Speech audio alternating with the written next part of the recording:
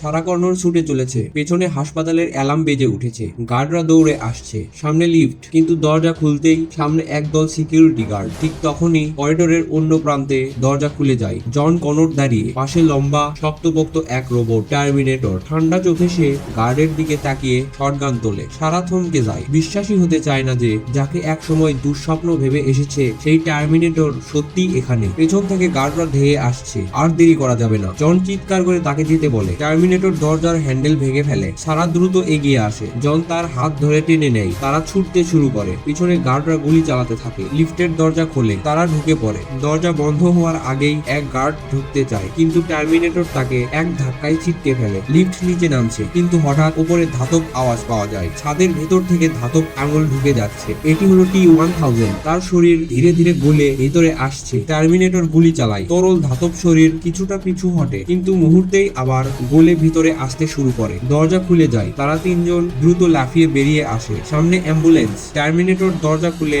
জন ও সারাকে ভিতরে তোলে। নিজেও উঠে পড়ে। পেছনের T-1000 ধেয়ে আসছে। তার শরীর আবার স্বাভাবিক আকার নিচ্ছে। টার্মিনেটর গাড়ির গতি বাড়িয়ে দেয়। হাসপাতালের গেট ভেঙে বেরিয়ে যায়। পেছনে T-1000 দাঁড়িয়ে ঠান্ডা চোখে তার দিকে তাকিয়ে থাকে। এই লড়াই এখানেই শেষ নয়।